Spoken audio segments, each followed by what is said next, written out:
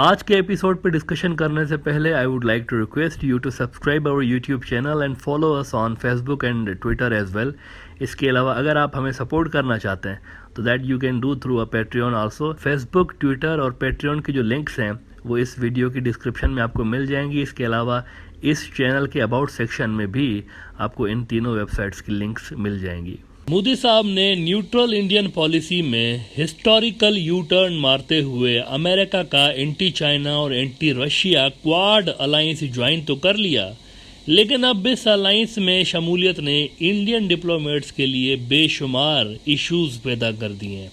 इसकी वजह यह है कि गए तो ये इसमें चाइना के खिलाफ मदद मांगने थे कि क्वाड चूंकि चाइना के खिलाफ एक एंटी चाइना अलायंस बना हुआ है तो हमारी हेल्प हो जाएगी उनसे लड़ने के लिए।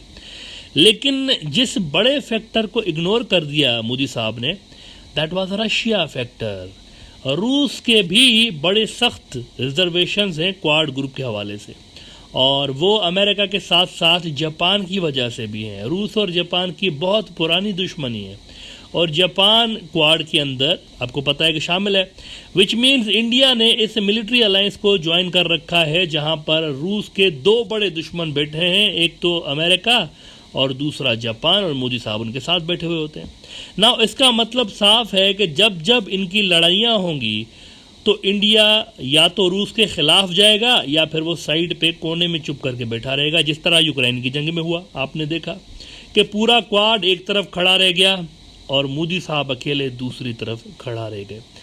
लेकिन देखें, हर बार तो इस तरह वेस्ट वाली भी इजाज़त नहीं देंगे ना इंडिया को कि आप भले न्यूट्रल रहें, ऐसा तो नहीं होता ना। ये भी मुमकिन है कि at the end of the day India ना अमेरिकन साइड में रहे ना रशियन साइड में रहे, दोनों इसको डंप कर दें। अब हुआ यह है पिछले 24 घंटों के अंदर कि रूस और जापान के बीच जो डिस्प्यूटेड कुरल आइलैंड्स का इलाका है, जो कि 1300 किलोमीटर से भी लंबा एक आइलैंड चैन है, जिसके ऊपर रशिया और जापान दोनों का क्लेम है, लेकिन इसका अक्सर हिस्सा रशिया के पास है।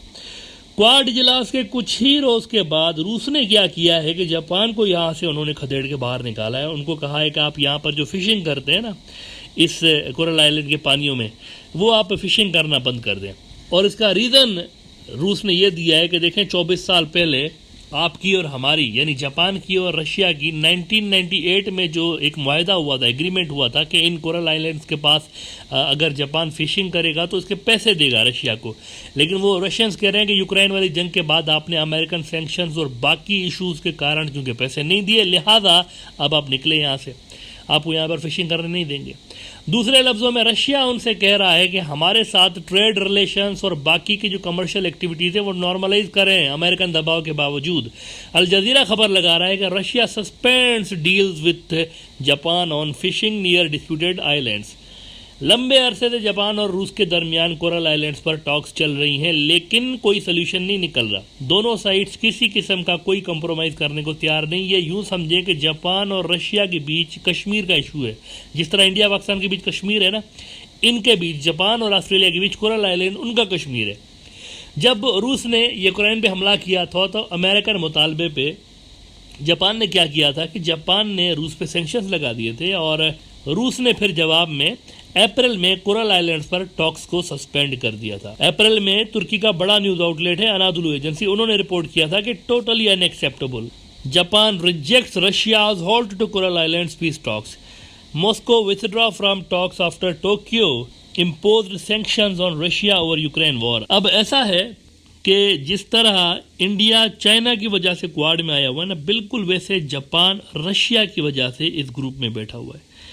अमेरिका जो है रूस और चीन दोनों की वजह से इसके अंदर बैठा हुआ है, जबकि ऑस्ट्रेलिया क्वाड में क्यों है ये ऑस्ट्रेलिया वालों को भी पता नहीं है।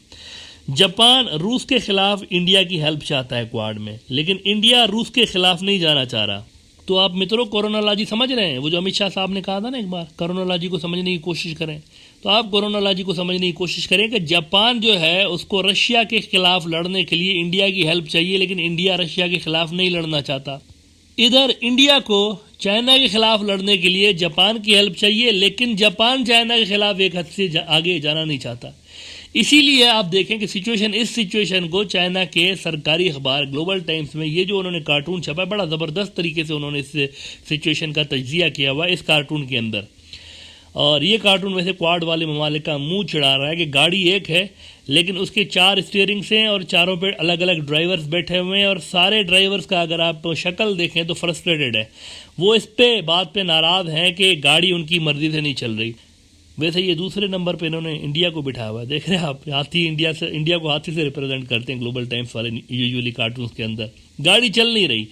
वैसे मेरा ज़ाती ख्याल है कि इंडिया अगर ऑक्स में शामिल होता तो वो उनके लिए बड़ा बेहतरीन होता, क्योंकि उसके अंदर जापान फैक्टर नहीं है। ऑक्स जो दूसरा अलाइंस बना हुआ है ना, तो उसके अंदर ये फैक्टर नहीं है जापान वाला, लिहाजा रशिया और इंडिया ताल्लुकात पे इतना असर पड़ता ही नहीं जितना क्वाड की वजह से पड़ रहा है। ऑक्स में आप देखें ऑस्ट्रेलिया, यूके और यूएस है ना, और वो है भी चाइना के खिलाफ बिल्कुल, जैसे क्वाड चाइना को कंटेन करने के लिए बनाया गया, वो भी एक मिलिट्री अलायंस है चाइना को कंटेन करने के लिए। उसमें बड़ा अच्छा होता अगर इंडिया जाता, ज़िंदगी आसान हो जाती इंडियन डिप्लोमेट्स की। लेकिन शायद अमेरिका उनको सुख के साथ बैठा हुआ देखना नहीं चाह रहा इंडियन डिप्लोमेट्स को, इसीलिए ऑक्स में आने का इंडिया से उन्होंने पूछना तो दूर की बात है, उनको इनवाइट ही नहीं किया। उनको कहा इधर देखना भी नहीं, भैया ऑक्स आपके लिए नहीं है। ये मैं समझता हूँ कि मोदी साहब का ये जब से आए हैं ना 2014 से लेकर, सबसे बड़ा उनका डिप्लोमेटिक ब्लंडर यही था। सबसे बड़ा उनका फेल्यूर ये है कि जिस ग्रुप में नहीं जाना चाहिए था उसमें चले गए, और जिसमें जाना चाहिए था उसमें नहीं गए। क्वाड में नहीं जाना था, ऑक्स में जाना था, लेकिन ये क्वाड में चले गए।